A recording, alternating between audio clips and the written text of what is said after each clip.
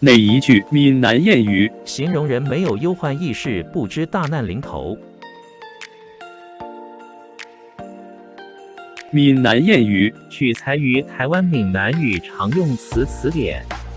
欢迎乡亲们转发到自己的聊天组群，协助推广咱们的母语。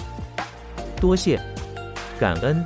闽南谚语七月半啊，唔知死活。形容人没有忧患意识，不知大难临头。